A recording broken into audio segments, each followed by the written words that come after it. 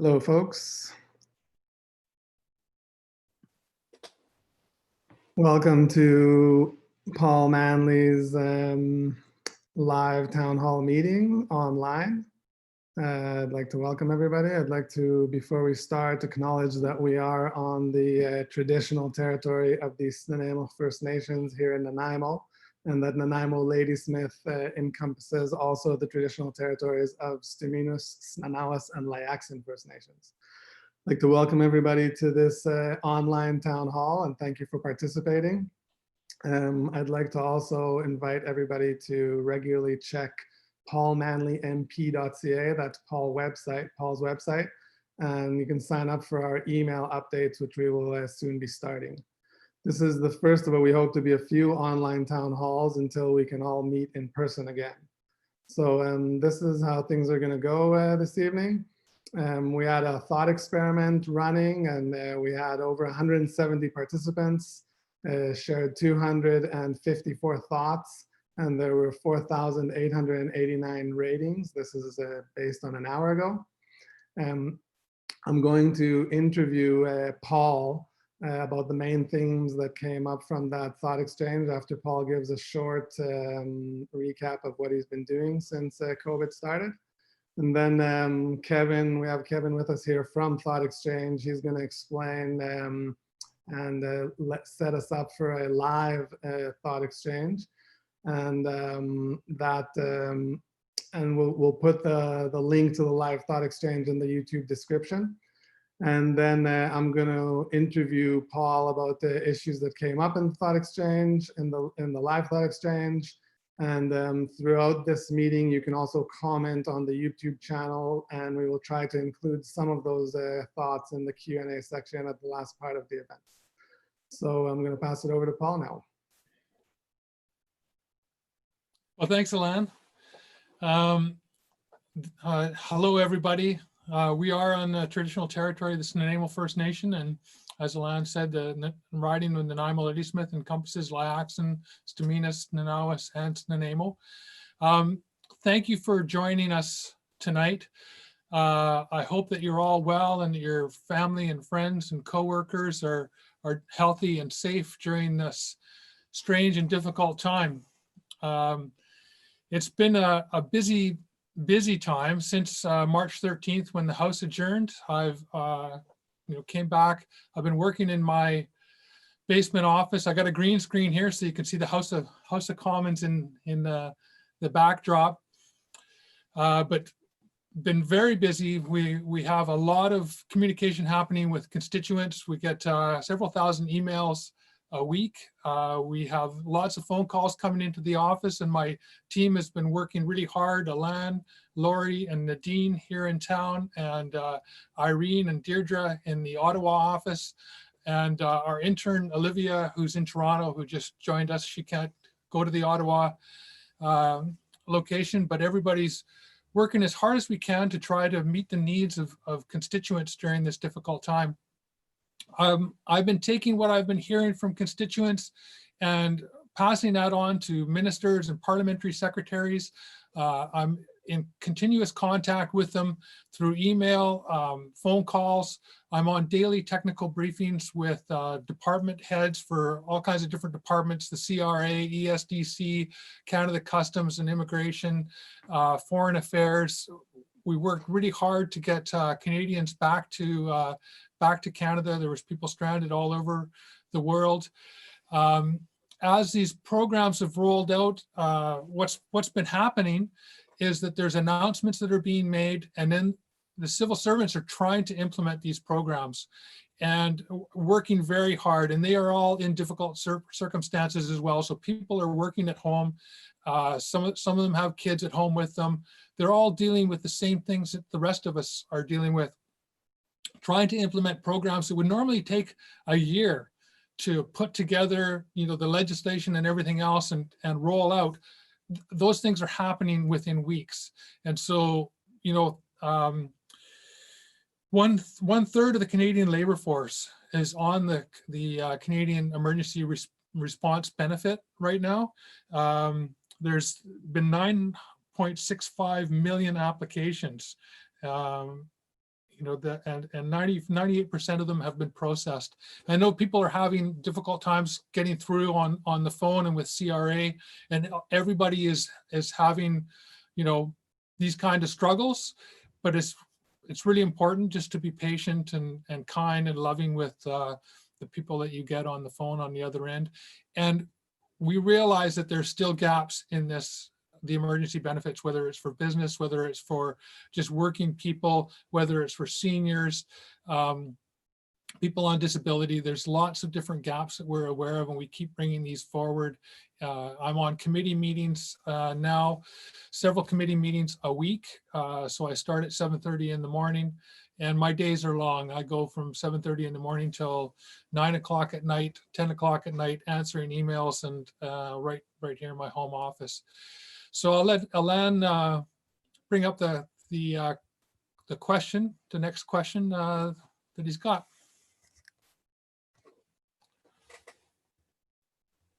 Thank you, Paul. Are you ready? Would you like to first show your video of social distancing in the airport before we hop into that? You want to see that? Okay, so I flew out to Ottawa last week, and it was a strange scene in the airport. I'll let you watch this. Oh, let's start at the beginning. Hey, it's Paul Manley here on my long journey back from Ottawa, 16 hours waiting for my connecting flight, trying to practice social distancing here at the Vancouver airport. A reminder, everyone has a part to play in social distancing. Please leave 2 meters or 6 feet between you and others wherever possible. Rappel, nous avons tous un rôle à jouer pour appliquer la mesure de distanciation sociale. Dans la mesure du possible, veuillez garder une distance de 2 mètres ou 6 pieds entre vous et les autres. A reminder, everyone has a part to play in social distancing. Please leave 2 meters or 6 feet between you and others wherever possible. Rappel, nous avons tous un rôle à jouer pour appliquer la mesure de distanciation sociale. Dans la mesure du possible, veuillez garder une distance de 2 mètres ou 6 pieds entre vous et les autres. A little bit difficult. It's crowded here, as you can see. So that was the scene at the Vancouver International Airport. It was kind of like straight out of a dystopian movie. All right, well, thanks for sharing that. That does look pretty weird. So now we're going to pop right into discussions of some of the main themes that came out of the ThoughtExchange. I'll be bringing up themes, and Paul, you'll take a couple of minutes or a few minutes to talk about your thoughts and maybe how you've advocated these themes. So one of the big themes that came through, a lot of people talked about guaranteed livable income. Despite the government putting an unprecedented amount of governmental assistance programs for individual and businesses, lots of people are still falling between the cracks. So I'm going to let you talk about that, Paul. Sure. Well, guaranteed livable income has been part of the Green Party policy for several decades now, long before there was anybody elected from the Green Party to sit in the House of Commons. And this is a program that we've been advocating for. It was part of the election platform, and it's something we've been advocating for. And when we first saw that we were going to be shutting down the economy, we were mentioning this to the government, that we should have an emergency guaranteed livable income so that everybody would get a payment. And people that didn't need that payment could do like reverse billing and say, I don't need the money, send it back. And then at the end of the year, the CRA could figure out who needed it and who didn't. And that way we wouldn't have people who are falling between the cracks right now. And people who are on fixed incomes are finding it very difficult because the price of goods has gone up. The price of groceries, there's a lot of increased costs related to just day-to-day living. Because transit services have slowed down. People are spending a lot more time on the internet. So their internet, if they need to spend more on their cell phones, the cost of groceries has gone up. And lots of people just don't fit into these programs. With a guaranteed livable income, you get a base level of income that covers basically like a living wage. It covers the cost of rent in a region. So a living wage is based on regional cost of living. So it covers your rent, your accommodation, food, basically a basket of goods. So food, clothing, the necessities of life, and ensure that everybody has a floor that they're held to, so that nobody falls through the cracks. And as you earn money, your income from the guaranteed livable income is slowly clawed back. It's not like when with the CERB, you're allowed to earn $1,000 now, but if you earn 1,010, you lose the whole $2,000. So with a guaranteed livable income, you would get an incremental clawback on the guaranteed livable income. Unlike other programs, universal basic income is kind of the same thing, but universal basic income, the programs that have been piloted in this country, they had a 50% clawback on anything you earned right after you earned it. And that's a disincentive to work. So you want to incentivize people to get back into the workforce. And so having an incremental rise, and everybody would get it. And once you hit a certain threshold, it would completely disappear. It would be taxed back on you. So this is a program that we've been talking to the government about a lot, and I've been sharing information. I've blogged about this on my website, paulmanleymp.ca, that you can check out and sign up to my email address there, our listserv.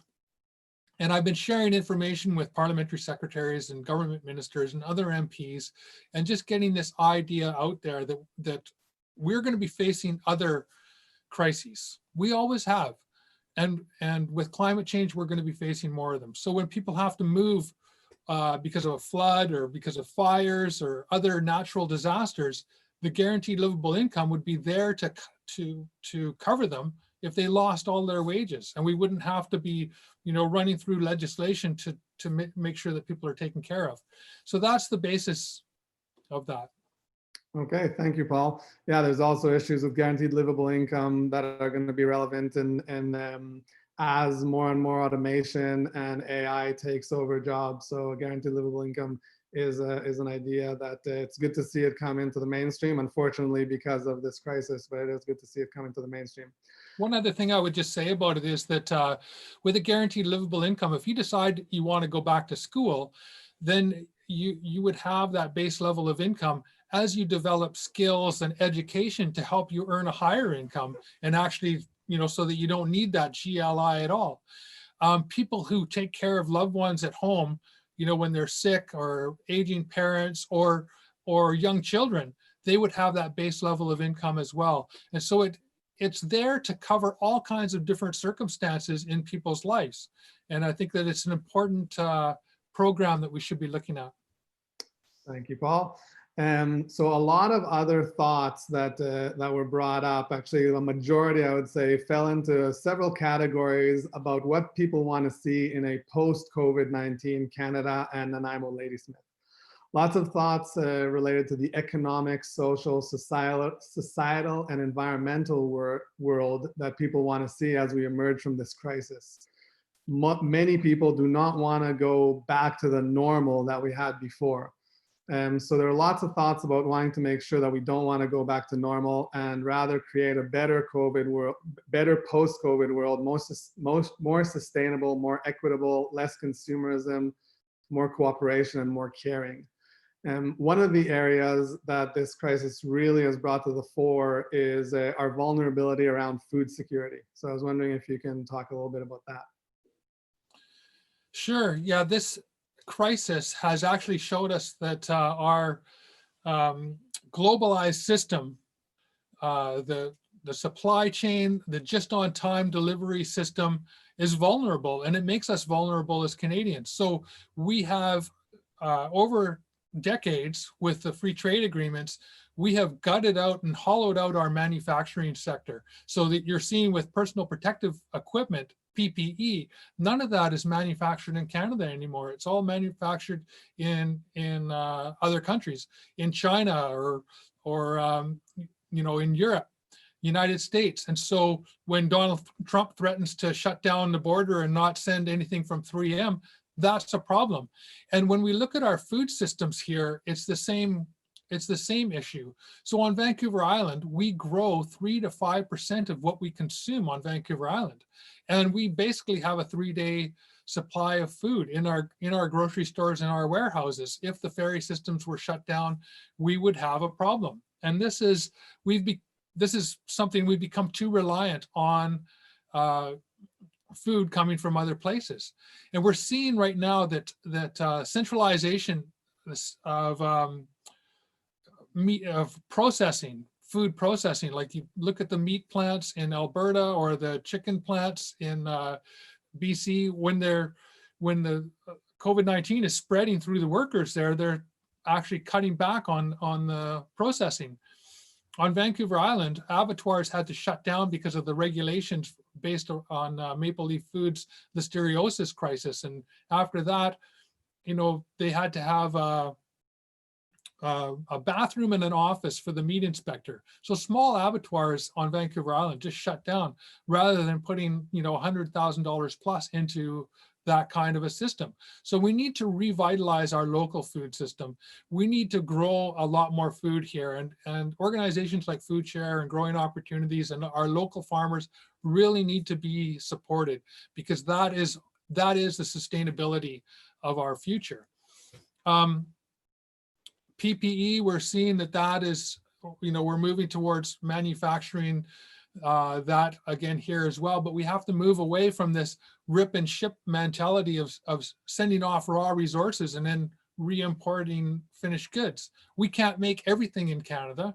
We do have to rely on other countries for some of these processes, but we want to localize and regionalize as much as we can. Yeah, thank you, Paul. Another issue that came up in a lot of thoughts, and a lot of people rated it very highly, was about climate change and sustainability.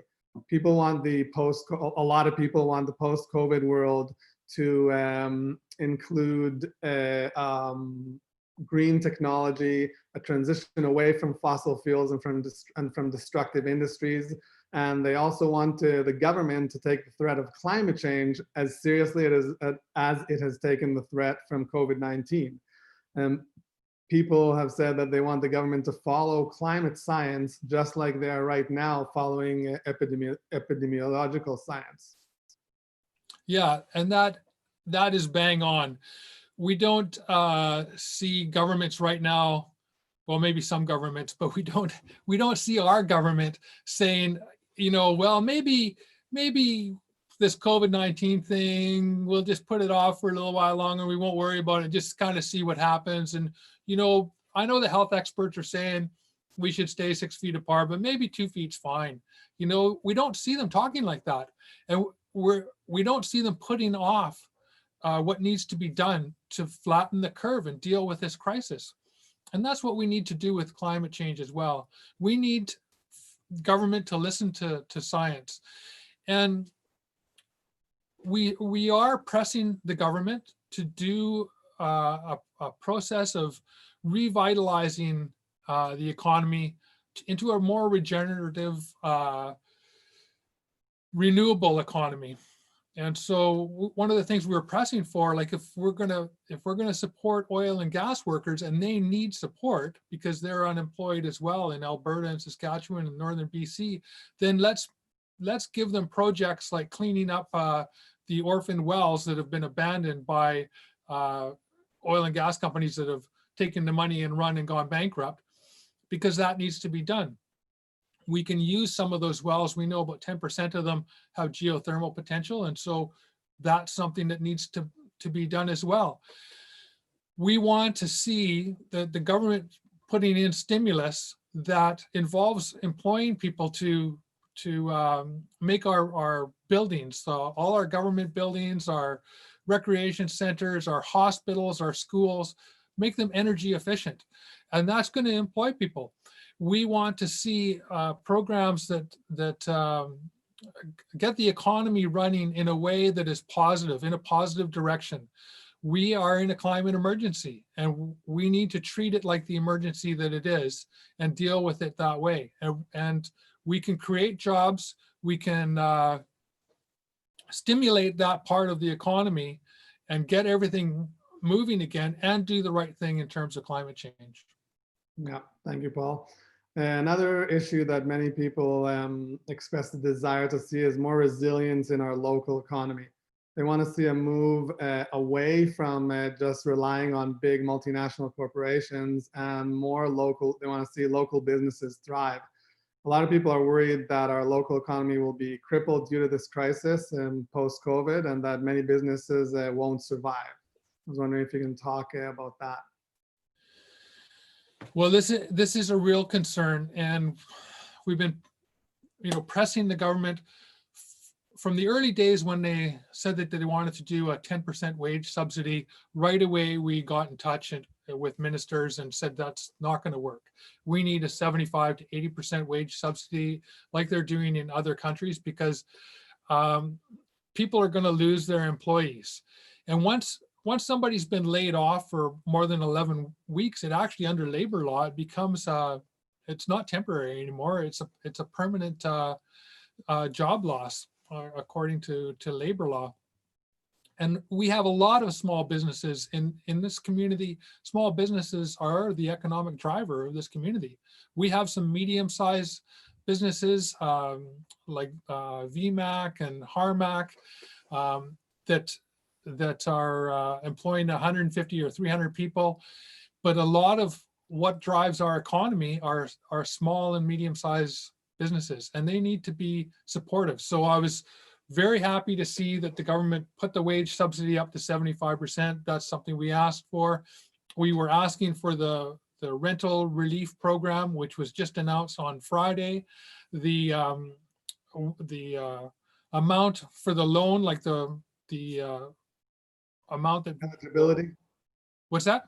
The eligibility for the eligibility for the loan was changed so that salaries that they paid out, it was $50,000 a year to $1 million. Now it's $20,000 a year to $1.5 million. It actually, there's still a bunch of businesses that are missed by that. And I think that what the government really needs to do is be more flexible in these programs, including in the CRB, that anybody that says they need help should have an opportunity to have somebody walk through with them and look at their situation and give them the help that they need.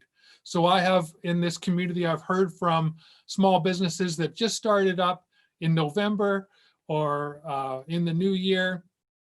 They paid out, for example, one of the microbrews here, they paid out $13,000 in salary in 2019, but they only started in November. They've paid out almost $13,000 in January, February, and March. So they were well on their way to paying out $50,000 in salary, no problem. But they're not eligible because of the hard lines that are created in these programs.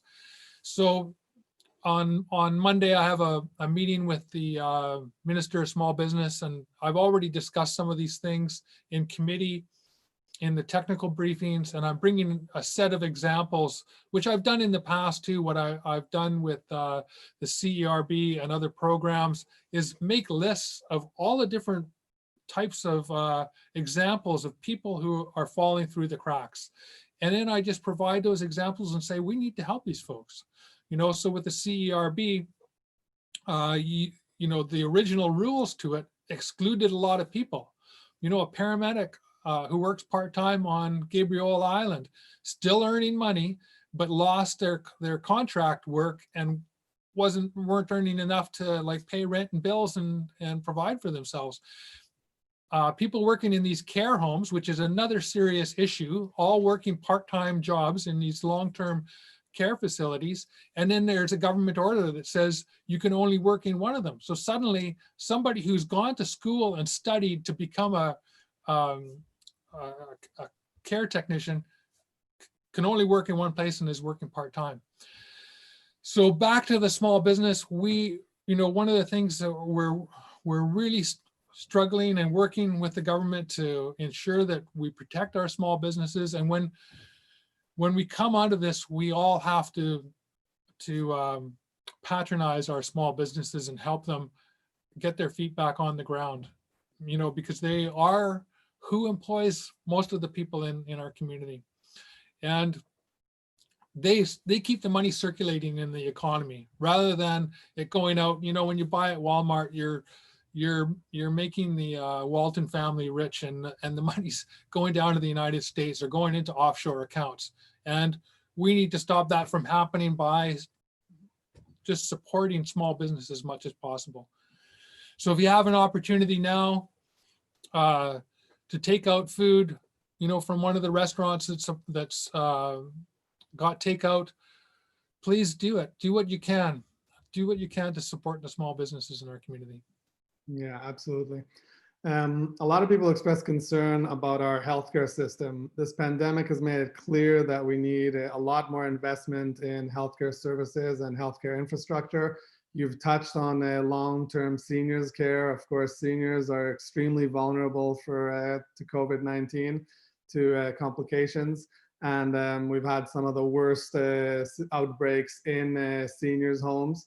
So, and of course, you also touched on the shortages and the inadequate supply of personal protective equipment. So I wonder if you could talk a little bit about healthcare and the healthcare system. Sure, I would just say a few more things about the seniors care issue. So, right after I got elected, I started to hear about what was happening in Nanaimo Seniors Village. And I had some idea beforehand because, just following the news, but that long-term care facility, that changed hands. It's a private company. It's changed hands multiple times. And every time it changed hands, they would decertify the union. They would lay off all the workers. Then they would rehire them part-time, lower wages, no benefits. And so they were paying $6 an hour less than what the going rate was for other long-term care facilities in our community. And that's just not acceptable. Long-term care facilities are part of our healthcare system, and having a privatized system where people are profiting off of poor service is not acceptable. Our healthcare system as well, Healthcare Can, which is an organization that works, that represents all of the hospitals and healthcare facilities across the country and the health authorities. They put out a study that said that we have a $15 billion deficit in maintenance alone in our hospitals. We have, our hospitals, the average age is over 50 years. It's 50% of them over 50 years old. In our cities, it's 69% of them are over 50 years old. They use 11% of the energy in the public sector and represent a large amount of the greenhouse gas emissions. And so there's a lot of wins in, renewing that infrastructure, updating that infrastructure. And we've been hearing for years about long waits for elective surgeries and other procedures in our hospitals. So we've known that our hospitals are needing extra help, that our healthcare system needs an influx of money, and it needs to be worked in a way that makes more sense. Having doctors do everything when you can have nurses do some of those things doesn't make sense. So let's improvise a little bit more with the system. Having doctors work, in their clinics as business people. Not all doctors want to do that. And that's why we have a shortage of general practitioners, because they don't want to operate as small business operators. They just want to be doctors.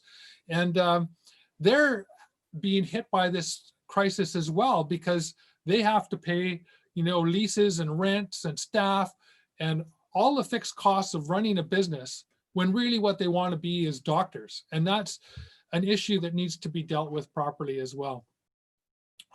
So we have a lot of things that have been flagged well in advance about issues with our healthcare system. Our hospital here, the Nanaimo Regional General Hospital, is overcrowded at the best of times. The staff there you know, bless them, they work so hard, but they're overworked. And I've heard from people that work there that are very stressed out about the working conditions there. And we need to provide better working conditions for our frontline workers. And that means investing dollars in our healthcare system and working on fixing some of those things that have been suggested for years by healthcare professionals. We need to listen to the healthcare professionals about what things would help them fix the system, and then move on making those adjustments and fixing it. Thank you, Paul. There were a lot of thoughts as well where people expressed concerns for the extra vulnerable communities, extra vulnerable groups in our communities. The homeless, people with disabilities, on reserve and urban Indigenous people, women and children in abusive and dangerous situations, which might be in isolation right now with their abusers. And of course, you touched on seniors. So I'm wondering if you could talk a little bit about that. Sure. So when I was elected last May, the day that I was sworn in, I got a question and question period. And the first thing I asked the government was what they were prepared to do to deal with our housing emergency and our homeless crisis in this community and in communities across Canada. What emergency measures were they prepared to take? Because it's gotten completely out of control. The cost of living in this community has gone way up.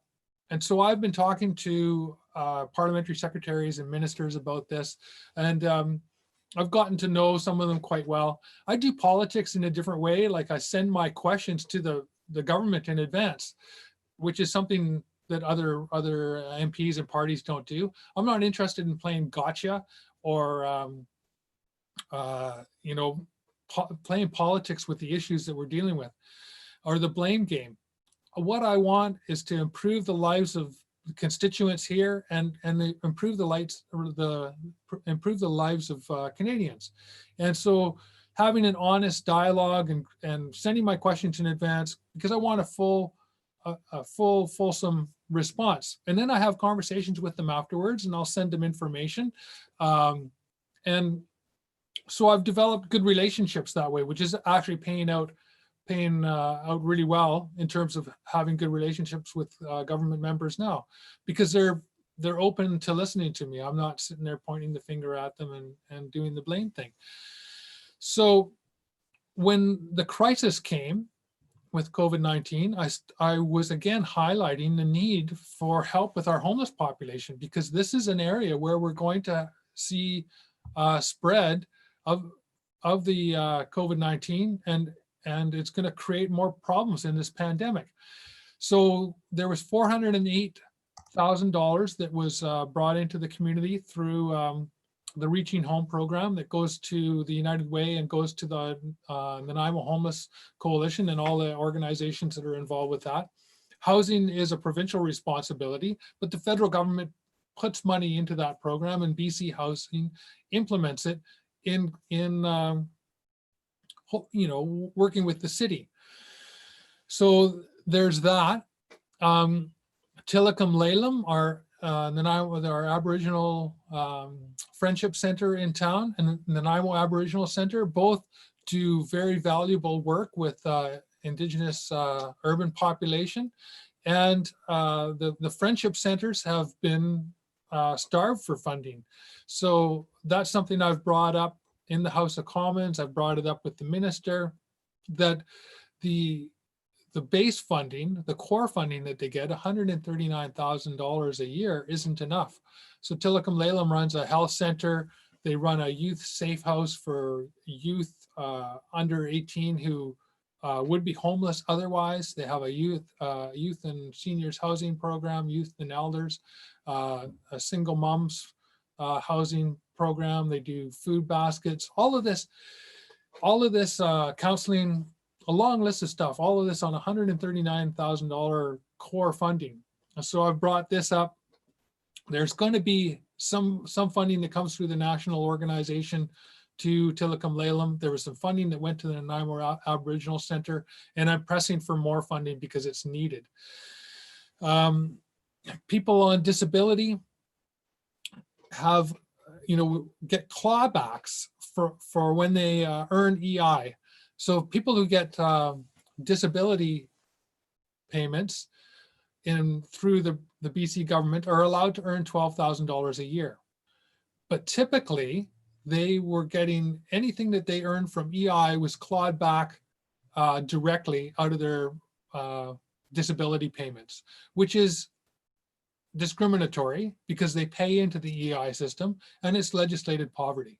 So I got in touch with the federal minister, I got in touch with the provincial minister and the MLAs and said, this needs to be fixed. And so they have cut that. They've stopped doing that, which is good because people on disabilities who had jobs that they needed to be able to pay their expenses to live in this community, and now they're getting the CERB, they need that money to survive, and clawing back that money on them just is not the right thing to do at this time.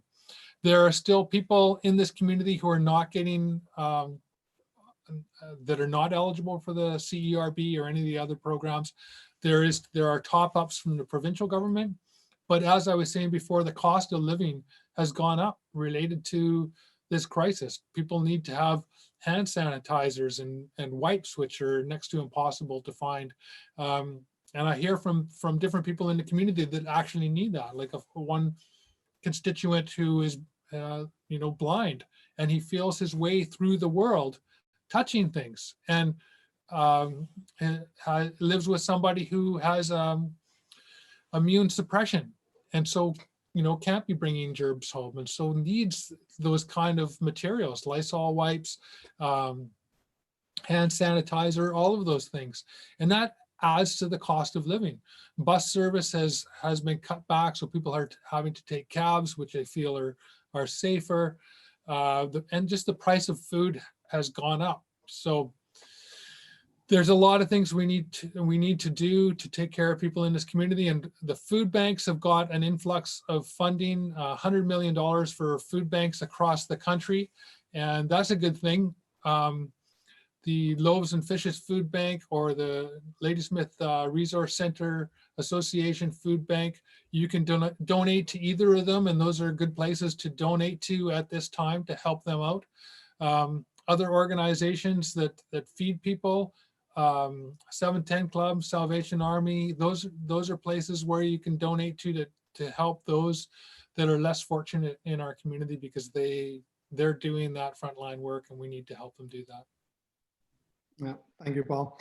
A lot of people wrote thoughts about, with their thoughts about how to reopen the economy and society. There's a lot of concern was expressed about making sure that we do it slowly and safely. On the other hand, some people wanted to start right away and are really worried about the economy staying shut for how much longer can we survive this. So I was wondering if you can talk a little bit about that, about the idea of when or how we can reopen the society and the economy. Well, number one, we have to listen to the health authorities. We need to listen to the experts, because if we do things too soon, what we've been told is we could end up with having a spike in the spread, in a community spread, and then we're back to ground zero on this. What I've been proposing, and I've written a blog about this, I talk about this on the technical briefings, I mentioned this to ministers, is that we need to look at the example of what Taiwan did. And my older brother Seamus lives and works in Taiwan. He's a teacher there. Back when this crisis started, Taiwan and Canada both had their first presumptive cases of COVID-19 on the same day in January. But Taiwan had learned a lot from SARS, and they had stockpiled personal protective equipment. And when they saw the outbreak in Wuhan, they took over a couple of factories and started to manufacture a lot more masks, personal protective equipment, hand sanitizer, stuff like that. They actually got the army involved in it. My sister-in-law never stopped working. She just kept on working. My brother missed 2 weeks of school after the winter break. Everybody wears masks in Taiwan. And so my brother goes to school as a teacher. He's got a mask on. The kids wear masks. They have plexiglass shields when they eat their lunch so they could take their mask off and eat. Every building that you enter has hand sanitizer dispensers outside. So you sanitize your hands before you go in. They're cleaning the handles and stuff like that. You have to wear masks in certain situations, like on public transit, in public buildings, in enclosed spaces. And then in some situations, they have machines that check people's temperatures. Now we know COVID-19, a lot of people can be walking around with it and show no signs at all. They're completely asymptomatic. But other people will, try to get away with trucking around with the fever. And I was, when I was in the airport, before I get on a plane, they asked me, do you have any signs or symptoms or whatever? And if I was desperate to get on a plane, I would say no. If I really wanted to get home, maybe I would say no. So they have these systems that actually check people's temperatures. Going into a mall, my brother said today, they checked his temperature. It's just a machine, like a thermal reader. And parents check their children's temperature before they go to school. So Taiwan was in the top 10 countries affected by COVID-19 in February, and now they're 100 and something. I don't even know. They haven't had a death there in months. They haven't had a new case in a month. So they've flattened the curve. They just leveled it right out.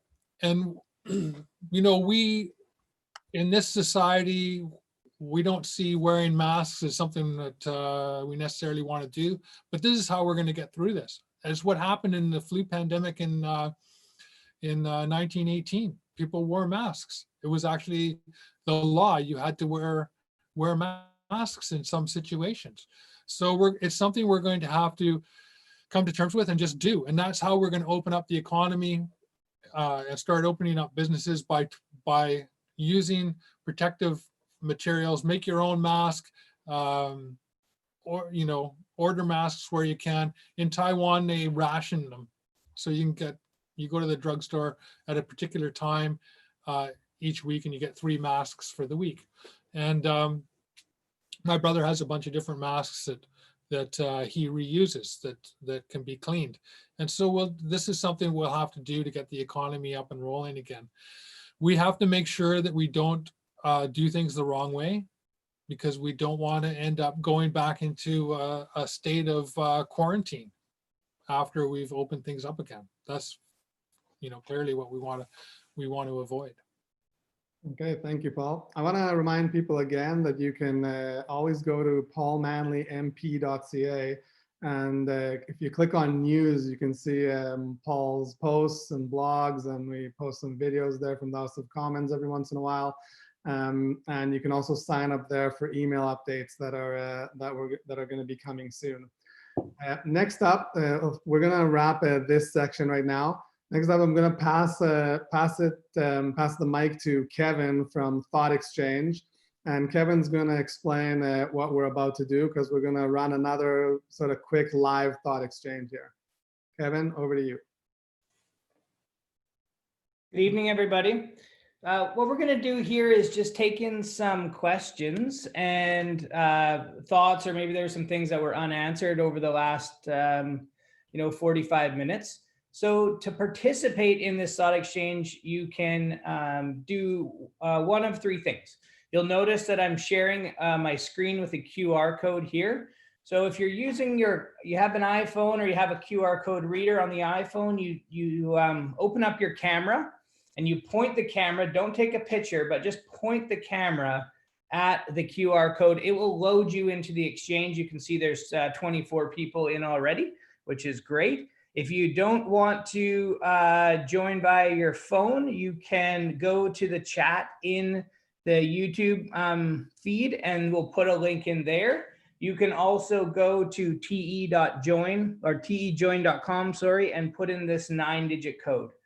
Quick review there. If you want to use your camera, just open up your camera, click, point the camera at the QR code and load into the Thought Exchange, or join at the website, or join through the chat. I'm going to give us 5 minutes to participate. What I'd like you to do is put in a couple of thoughts, questions you might have, and then rate the thoughts of other people. We're going to take 5 minutes here, so you should have plenty of time to put in a thought or two and rate, 15 or 20 thoughts of the group. This will help us understand, what are the most important questions or thoughts the group has, and then we'll spend the last 15 minutes just answering those as we go. And as you do this, as you take part in the thought exchange, Paul's going to play some bass. Little thinking music.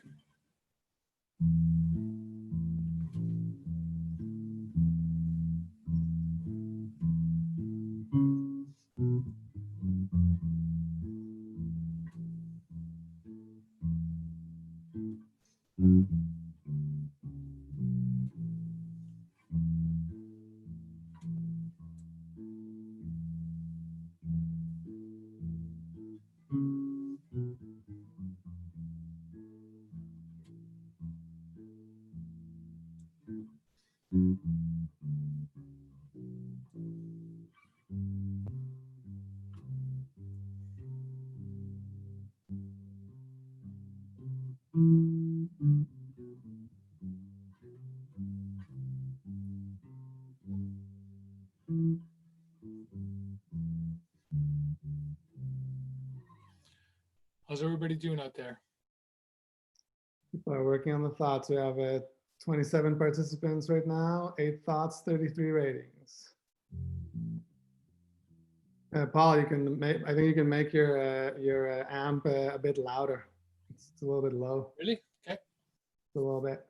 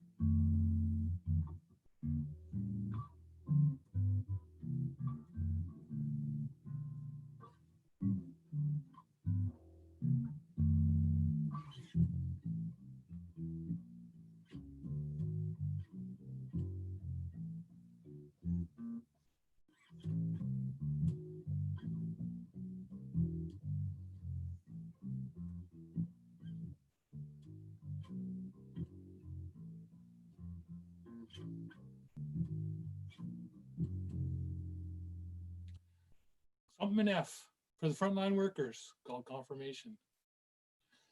I haven't played that one in years. But Elan wanted some jazz, so there you go.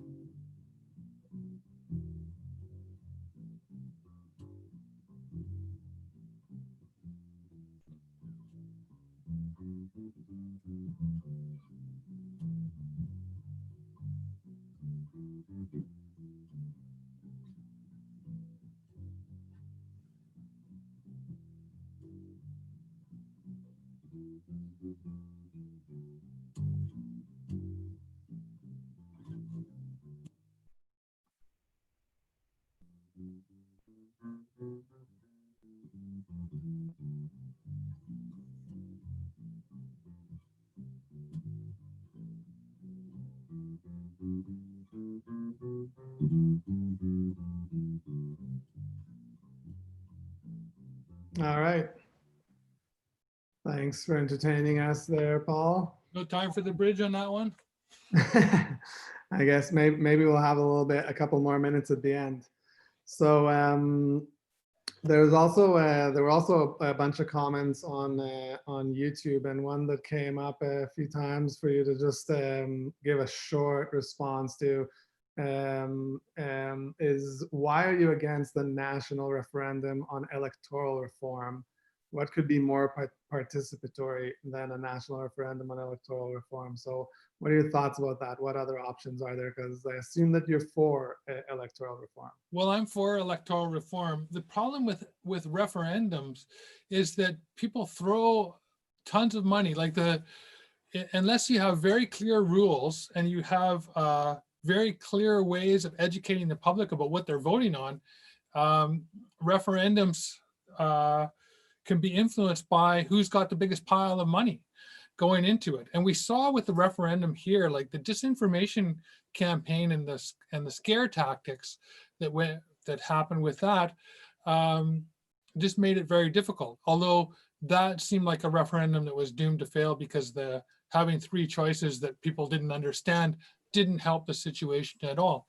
In other jurisdictions, what they've done is they've implemented electoral reform and then held the referendum after they've had 2 election cycles where people get to try it out and see whether they liked it. And in those cases, people decided that they liked the system and they wanted to keep it. If you're going to have referendums, like I believe that referendums can be a useful tool and a good way to gauge what citizens want, but you have to be able to have an informed electorate to understand the issues and and watch and protect from the influence of money from powerful interests distorting the process. All right, thanks for that. So I'm looking at the thought. So at this moment, the highest rated thought is relating to revamping seniors' care homes for those whose health does not permit them to remain at home, that they're fully under provincial care receiving home. So if you could talk some more about care homes. I know that you have talked about care homes and about the privately owned care homes versus the publicly owned care homes. But we did also receive a few emails at the constituency this week by people who have had also very bad experiences in publicly run care homes as well, that they say are under-resourced and where people are underpaid and the service is under standard. So if you could talk a little bit more about the seniors long-term care homes. Yeah, so what we've asked for is national standards for seniors care homes, because we've got different standards in different provinces, and we're seeing that it's a serious issue in BC, in Ontario, and in Quebec. And these are the places where there's been the most deaths in care homes. And a lot of it has to do with the conditions in those care homes and the way that workers are treated. And so we're calling for national standards, and to have this as part of our healthcare system, recognized standards that all of the provinces need to adhere to. And I think that that's key to learning the lessons from what's happened here and ensuring that our seniors are properly taken care of. These are our parents, our aunts and uncles, people who have worked their lives to paid their taxes, done what they can for their country, and we need to make sure that they're treated respectfully in their senior years. And the stories that we hear from these care homes are horrific and should not be happening. So national standards, I think, is what we need to do, and make sure that there's proper funding for these care homes, and that there's proper education for workers, and that those workers are treated fairly. Thanks, Paul. And the next question that was highly rated was, do you have any sense that the government will listen to the importance of applying lessons of cooperation and government involvement to the climate solutions, including slowing down big oil pipelines, etc.? I think really the question here is, do you believe that the government is going to be listening to climate science? And cooperating with other MPs from other parties. Well, I think that we're seeing different levels of cooperation between parties right now to work through this crisis. We're all in this together. The Green Party, of course, operates in a different way than other parties. We don't heckle. We don't use personal attacks. We try to just stick to the issues, and we don't try to play gotcha or the blame game. And the House in the last sitting, when I was there on Monday, it was far more reserved. And I think that it's a more respectful environment, although, it was the day after the massacre in Nova Scotia. So I think that cast a pall over the system, but over the House. And people just felt like they needed to be more respectful that day, I think. But in terms of the climate science, there's been 3 ministers that are named to help with the recovery. Catherine McKenna, Minister Wilkinson, and Stephen Guilbeault. And the Stephen Guilbeault is a heritage minister, but he's a known environmentalist. Catherine McKenna was a former environment and climate change minister. And Jonathan Wilkinson is the environment minister. And I think, from what I understand and what I've been hearing, that they're going to be looking at the recovery process and revitalizing the economy with a climate lens, because the Liberals, passed a motion last year saying that we were in a climate emergency. The NDP put forward a motion saying we're in a climate emergency. It's even the Conservative Party recognized, they didn't want to call it an emergency, they called it a crisis, but they recognized that we're in a crisis and in an emergency, and we need to look at, as we rebuild the economy, we need to be looking at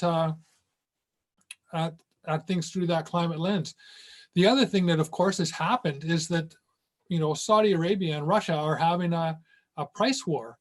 And Saudi Arabia, we've known since the 1970s that they can control the price of oil. When we had the OPEC crisis in 1973, when they cut production and the price of oil went way up.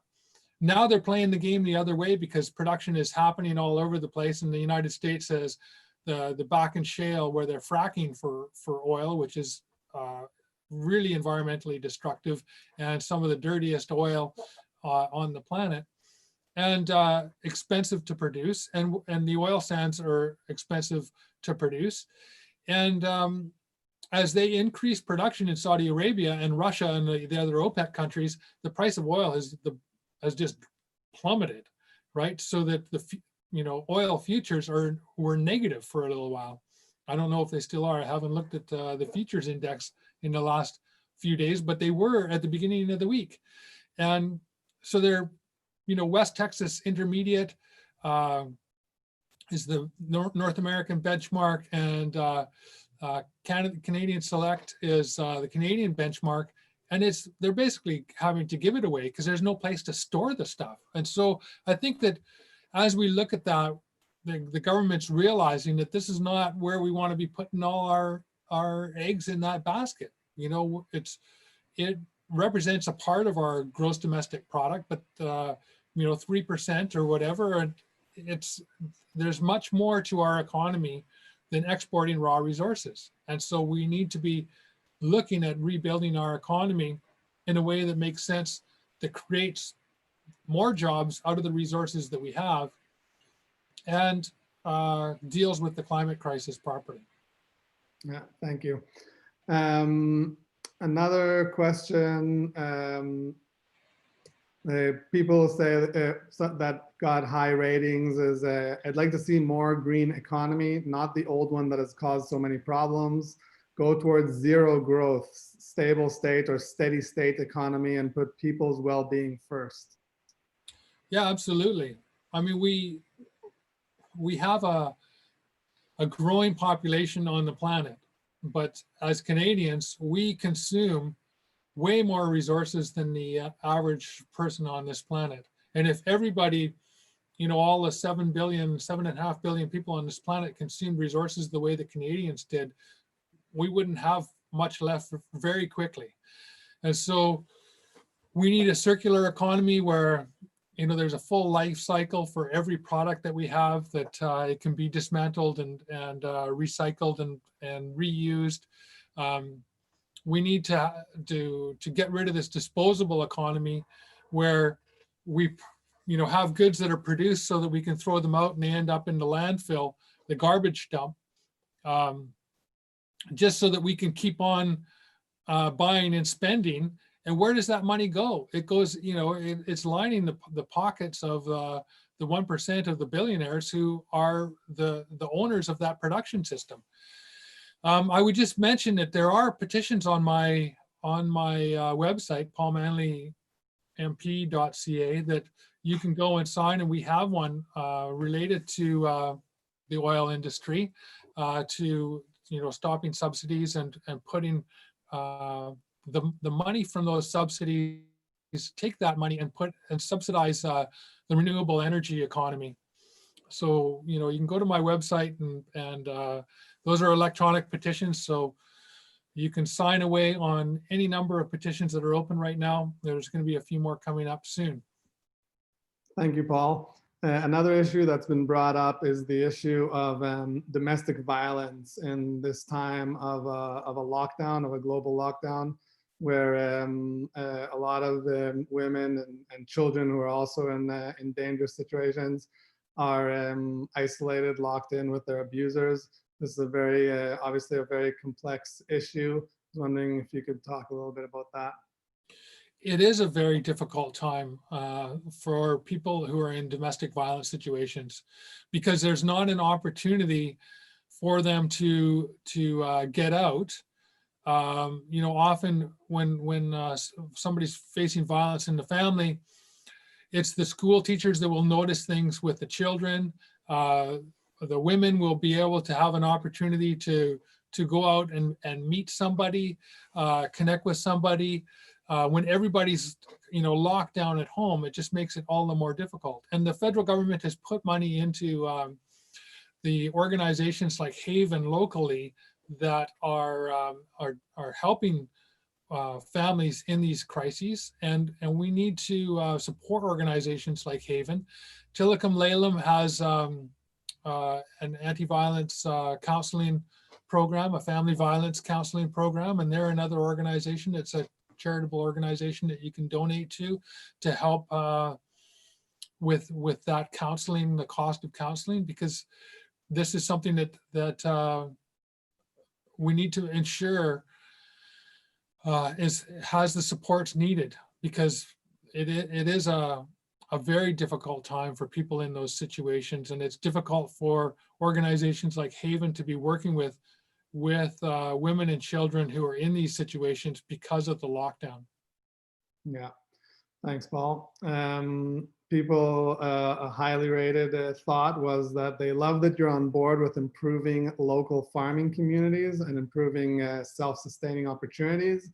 What initiatives have you brought forward to improve this important topic, and what has been the result? Well, I think you made a movie about this recently. I did. Well, I mean, I made the film Five Acres, and that came out after I was elected in May. But I talked to ministers and parliamentary secretaries about about the importance of local agriculture. I've brought it up in the technical briefings. And part of what has happened is that there was an infrastructure fund that was available to organizations like the food hubs on Vancouver Island and organizations like Food Share. And that money has been put on hold. It was redirected into food banks, which is really important because we need the emergency money, but for the food banks, but it shouldn't have been redirected. We should have found other money for the food banks, so that we can work on continuing to build our sustainable food system on Vancouver Island and elsewhere. And there's been more and more discussion about the importance of local food and about the importance of protecting our supply chains. And also, you know, when the outbreak first started happening, I heard from some farms who rely on temporary foreign workers, and that was an issue that I pushed forward with the agriculture minister and the Minister of Immigration to ensure that temporary foreign workers are still able to get into this country to help farmers. And a lot of these workers are, you know, farming requires skill. You can train people to do this. Not every Canadian wants to be involved in farming, although what we want to do is encourage more and more people to get involved in it, especially at this time. And the Canada Summer Jobs program will have some opportunities for people to do that. There's also opportunities for young people through the student relief program for them to volunteer with organizations like Food Share and Growing Opportunities to help increase the food supply in our community. And so Food Share and Growing Opportunities, they have the 5-acre farm, but they've also taken over the part of the Westwood farm that John Klein has signed a lease with them for 5 years, and they've tripled the acreage that they have in production. And the more help that they can get out there, the better. And that food is being grown for people in our community who are the least fortunate and the most in need of good, nutritious food. When you go into a grocery store, the cheapest food tends to be the stuff in the middle aisles that's heavily produced or processed, and that's got chemicals and preservatives and everything else. And what's really important for nutrition and health is fresh vegetables and fresh fruit. And so the more we can grow that in our own communities, the better off we are. And so if you have a lawn, you can dig up that lawn. And if you have extra food, there's gleaning programs in the community where you can have that food donated. People will come and pick your extra fruit, pick your extra, harvest your extra food. And part of that will go to the food bank and to organizations like 710 Club and Salvation Army. Part of it will go to the pickers, and people will come and harvest your apples for you and leave you a box of apples. So they'll leave you a third of the crop if you want that. So grow what you can in your local community and support those organizations like Food Share and Growing Opportunities that are growing food for single moms, seniors, people with disabilities, students, the vulnerable people in our community that need good, nutritious food. Yeah, and once they reopen, support your local farmers markets. Exactly. Some of the farmers actually have farm stands open that you can go to, and they've got social distancing or physical distancing practices in place to keep everybody safe. And so that's a good way to get out and support your local farmers. They need support just like any other small business right now. All right, I'm going to remind people that paulmanleymp.ca is a place that you can always go to catch up with Paul's latest blogs under the news there, and there's a lot of resources there. If you need help, you can always send an email to paul.manley@parle.gc.ca. That's on the website, on the main page. You can also call the office if you need help. That is 250-734-6400. It's all on the website, paulmanleymp.ca. As well, you can sign up for our new email newsletter. So the last question that we have time to take here is about cities. So cities are going broke because of COVID-19. There's a ridership crash, and a lot of cities have stopped charging for public transit because of COVID-19. Public transit systems are not resilient to this, and cities cannot run deficits. So if you can talk about municipalities and what you're calling for there, that'd be great for it to close. So I've been pressing for a municipal bailout for about a month now. I started asking because businesses and individuals were saying that when it comes up to property tax time, small businesses that have shut down still need to pay their property tax. They still need to pay the services like garbage, sewer, water, and the city relies on that income. The cities are also, they've had to shut down their recreational facilities. All kinds of different income streams have disappeared for cities. And so they still have to provide services like, fire, police, ambulance services, essential services, and keep staff on hand. And we also need to ensure that cities aren't canceling contracts with small businesses that they work with, because they're strapped, because that just creates a domino effect. If the city can't afford to pay for a contract that they've established with a small company, and they cancel it, then there's other repercussions. So I've been asking for a municipal bailout. The Federation of Canadian Municipalities have met with the Finance Committee and asked for a bailout. And so this is something that we're working on, because it's really important. Like Alain said, cities cannot run deficits. And so they need support in the same way, and we need to all be working together. The federal government has doubled the gas tax that goes to cities, and we want to make sure that stays permanent. But we also want to see that we help our cities get through this crisis, and ensure that we come through this and we can revitalize and make sure that we don't lose key infrastructure and services. And we have a deficit from this, where we do have the ability to deal with that deficit. So I'm not overly concerned with that. And I think, when you are in a crisis, that is the time to spend money and put money into making sure that nobody falls through the cracks, and that we don't end up with longer term structural issues related to this pandemic. So we're all going to get through this by working together. As Alain said, if you need help, please feel free to get in touch with my office. My staff are there to help. I'm there to help. I'm answering as many emails as I can. I have staff that help me out with different issues. They help with different cases that people have when you're dealing with different difficult situations with different government ministries.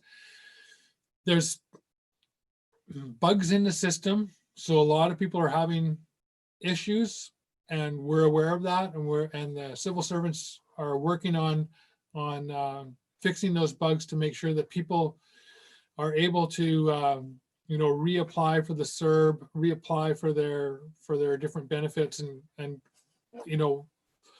they're just going great guns right now to get all of the infrastructure in place to help people. And the government's very motivated.